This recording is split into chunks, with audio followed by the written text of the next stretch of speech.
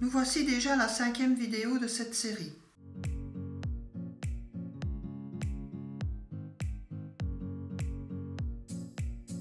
La route est assez longue jusqu'au Sucre.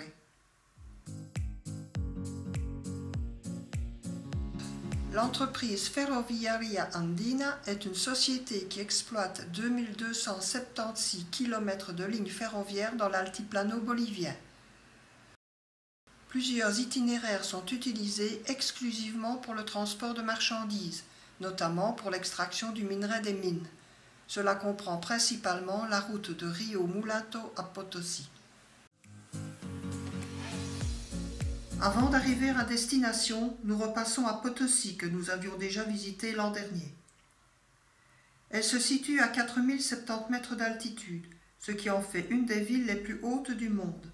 Elle est construite au pied du mont Cerro Rico, une montagne de minerai d'argent qui domine la ville du haut de ses 4782 mètres.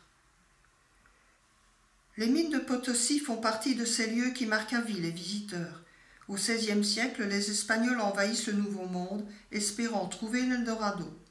À défaut, ils vont découvrir plusieurs sources d'argent, notamment au Mexique et ici, à Potosí, situé dans ce qui s'appelait à l'époque le Haut-Pérou. Voici le pont de Sucre, pont suspendu construit en 1890 enjambant le rio Pilcomayo. Ces tours apportent un aspect médiéval à l'édifice. Enfin, nous voici de retour à Sucre, la ville blanche. Non loin de là se situe la chapelle de la Vierge de Chataquilla, ce qui signifie Petite Lune. Ce personnage, c'est Thomas Katari, c'est un leader indigène qui a été assassiné ici par les Espagnols en 1790. Ensuite, nous suivons un chemin emprunté par les Incas transportant leurs marchandises à dos de la main. Cela avant l'arrivée des Espagnols.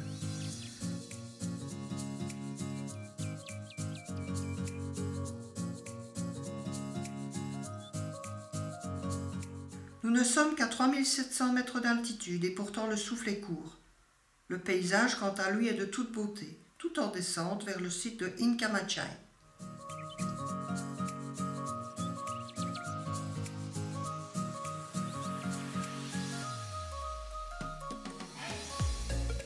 Incamachay est un site d'art rupestre situé dans un ravin appartenant à la chaîne de montagnes Chataquilla.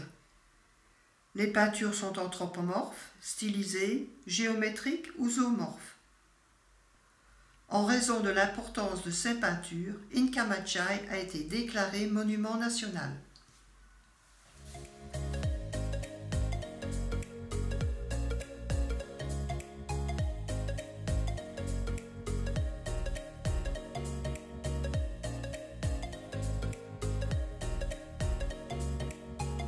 Voici Tarabuco. Tarabuco est située dans le département de Chuquisaca. Elle a été officiellement fondée le 29 juin 1578 à la demande du vice-roi Don Francisco de Toledo. La petite localité était habitée par une ancienne population quechua. Située à une soixantaine de kilomètres de Sucre, c'est le terreau de la culture Yampara.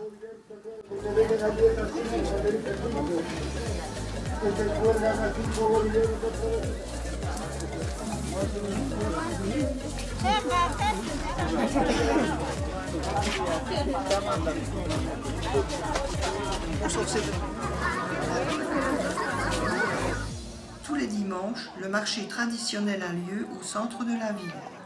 Les familles rurales s'échangent leurs produits agricoles et d'élevage, de la nourriture, des vêtements.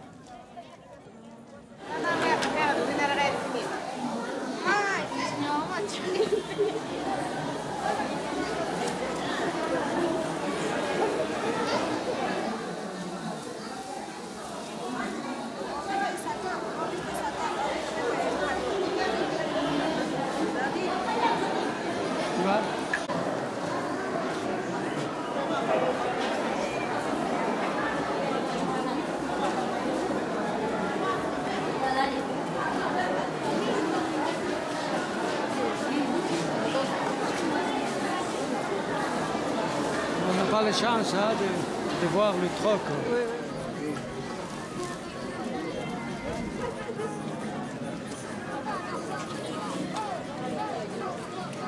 Et nous reprenons la route, une route bien connue sous le nom de la route du Che.